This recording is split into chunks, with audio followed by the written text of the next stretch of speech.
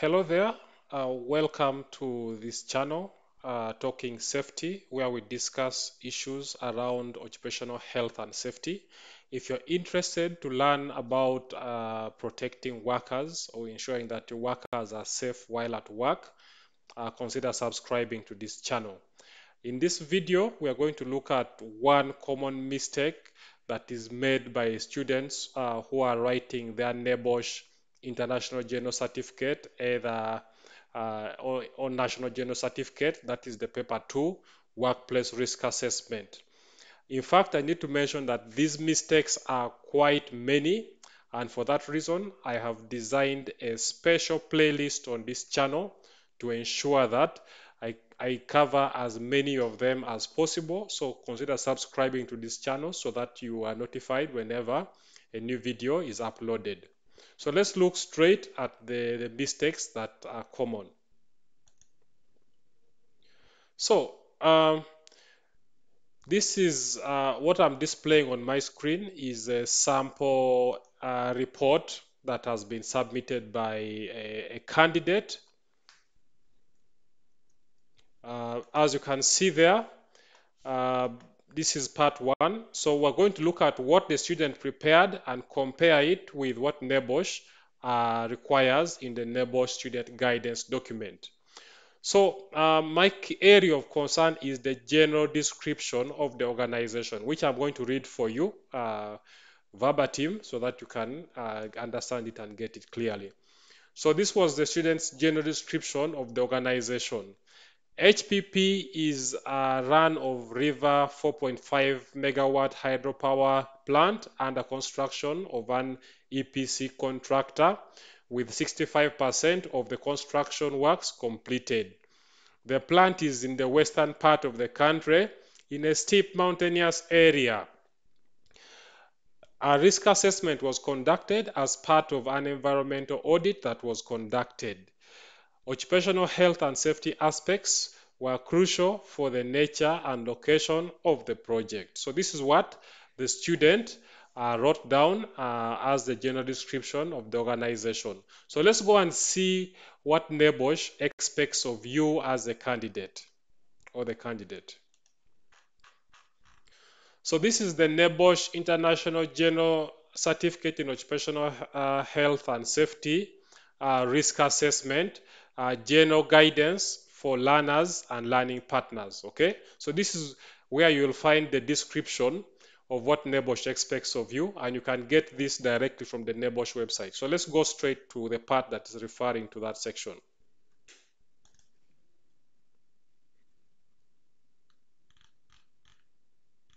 There. That is this section here. Okay. So a general description of the organization must include. Now, must means it is not up for you to decide. It's not under negotiation. It must include information on the products and services manufactured and or provided.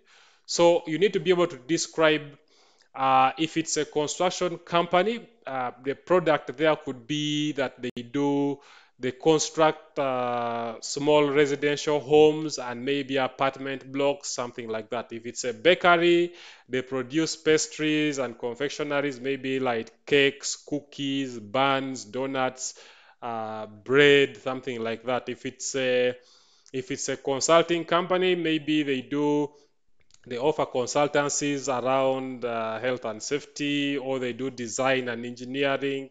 Whatever it is that that organization delivers to its customers is what is being asked of you to describe here. That is one. Secondly, you need to mention the activities undertaken, the types of activities undertaken. So here what they mean is that day or that afternoon when you went to that facility, what activities did you typically see taking place? So you need to mention and say typical activities taking place in the workplace or undertaken in the workplace include ta and ta and ta. So for example, what is taking place? Do you see people working at their desks? Do you see someone being attended to at the customer counter? Do you see people offloading material by forklift or by hand into the warehouse? Do you see people taking things out of the warehouse? Do you see, is the facility being graded using JCB or using Caterpillar earth moving equipment?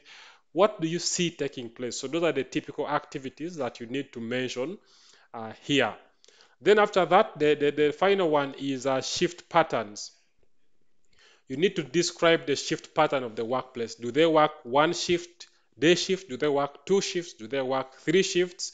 Mention what the number of shifts they work, and also mention when the shifts start and when they end.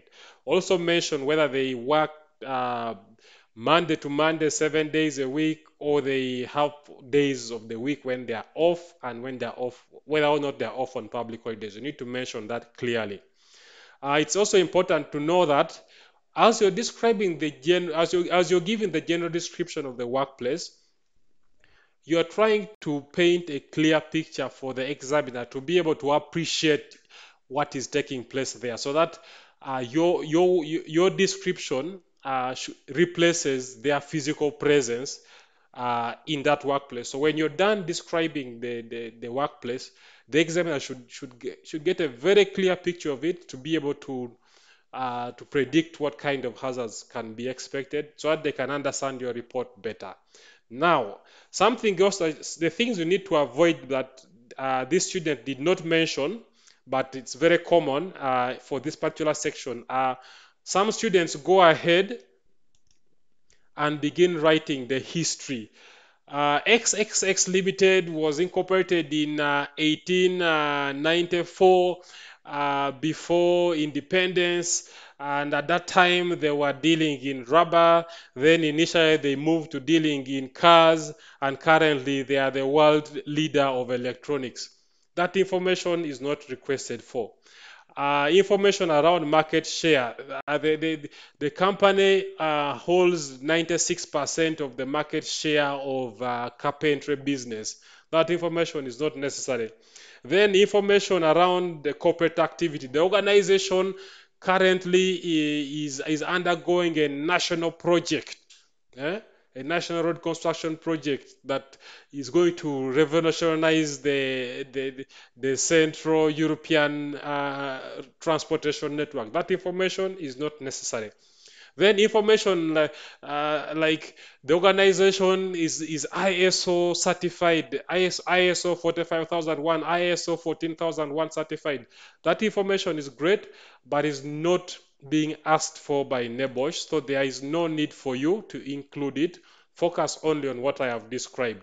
So that is the common mistake that I wanted to discuss in this video. If you found this course, this video valuable, uh, consider enrolling for the full course, which I have.